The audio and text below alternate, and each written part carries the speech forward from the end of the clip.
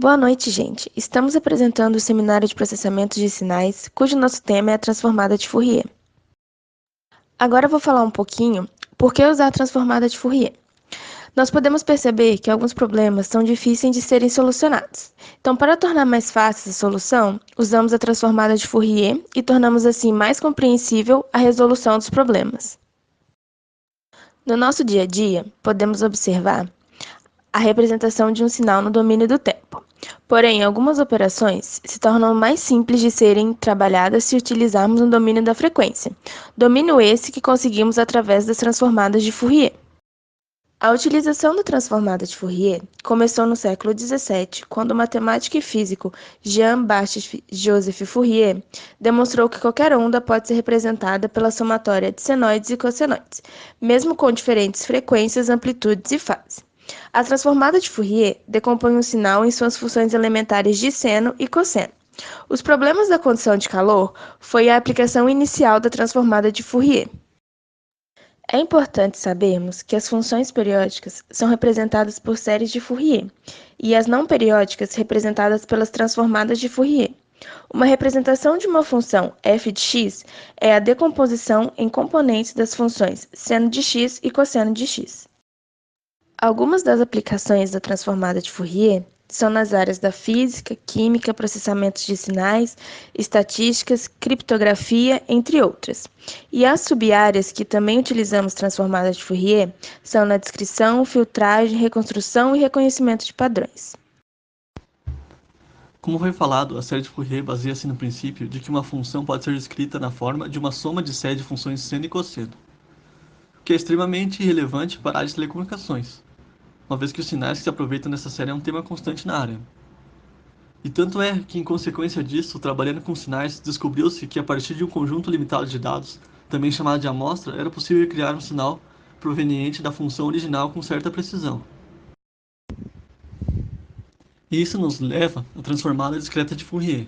A transformada discreta de Fourier aproveita-se de um conceito matemático chamado interpolação. A interpolação é um método que permite construir um novo conjunto de dados a partir de um conjunto discreto de dados pontuais previamente conhecidos. Neste quadro é possível verificar duas representações da transformada discreta de Fourier, a forma exponencial e a forma retangular, sendo necessário frisar a forma retangular, pois é por ela que o cálculo computacional da transformada discreta de Fourier na maioria das vezes é feito. E isso nos leva à transformada discreta de Fourier. A transformada discreta de Fourier aproveita-se de um conceito matemático chamado interpolação.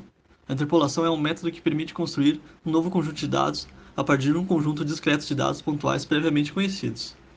Neste quadro é possível verificar duas representações da transformada discreta de Fourier, a forma exponencial e a forma retangular, sendo necessário frisar a forma retangular, pois é por ela que o cálculo computacional da transformada discreta de Fourier na maioria das vezes é feito. Para completar a alusão da aplicação das formas, a gente utilizou a notação do octave. Na primeira linha, a gente pode ver a composição de um sinal hipotético composto por duas componentes, onde cada sinal é representado pela multiplicação entre a amplitude e o seno ou cosseno de 2 vezes π, pela frequência do sinal, pela posição da amostra e pelo período da amostragem, que é o inverso da frequência de amostragem. A demonstração gráfica da composição do sinal pode ser vista nessa figura.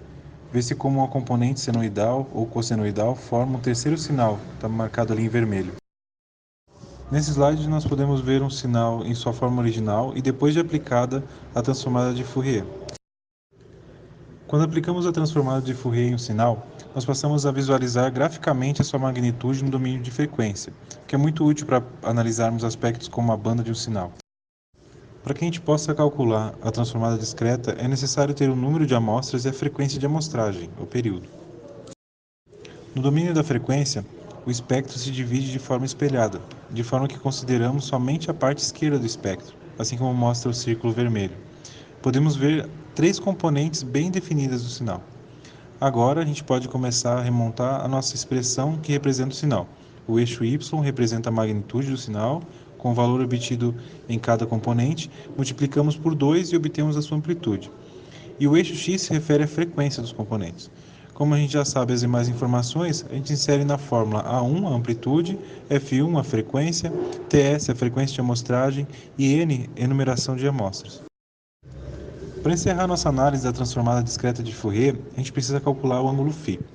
O Octave calcula automaticamente o ângulo em radianos, e na fórmula acima estamos convertendo em graus. O que o Octave faz com a função angle é utilizar as posições em x de cada amostra para obter a componente imaginária e calcular a componente complexa. Adicionamos o ângulo θ à fórmula e finalizamos a construção do sinal original. Das diversas aplicações que temos em aplicar a transformada de Fourier, vou iniciar pelos sistemas de comunicação, ou seja, a modulação de sinal. Quando temos um sinal ft, multiplicamos esse sinal por um sinal senoidal. Transladando, temos o espectro de frequência.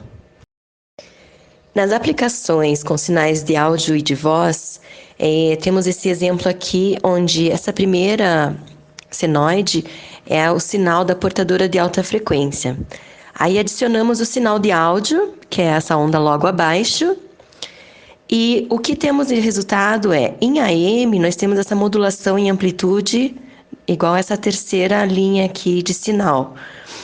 E na última linha, que é a quarta linha de sinal, é a modulação em frequência FM.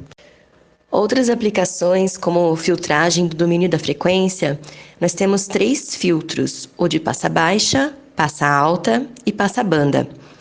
A filtragem no domínio original é a convolução. A filtragem no domínio da frequência é a transformada seguida de um produto e de uma transformada inversa. Uma aplicação na música, podemos usar esse exemplo de FFT no Mus-EV, que é um programa musical onde determina-se quais as notas musicais, temos as frequências, que estão sendo executadas em um certo trecho, e é usado para afinador de instrumento. Outra aplicação para transformada de Fourier é na medicina, quando vamos fazer eletrocardiograma, que é o ECG que está demonstrado no slide, e ele é realizado numa largura de banda menor. O interesse principal é medir o ritmo, desprezando os pormenores morfológicos.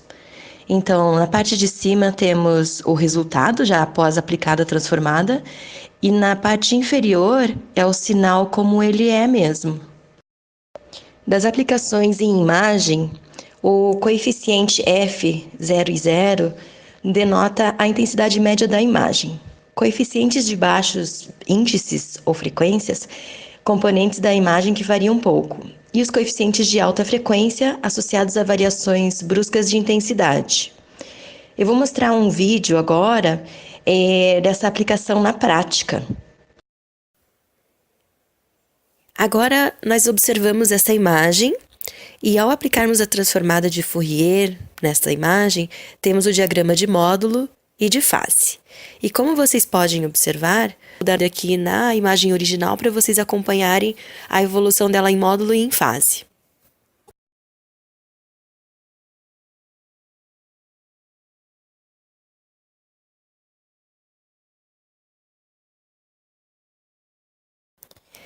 Nas figuras a seguir, temos a figura original, a com ruído de linhas, ruído padrões e ruído iluminação.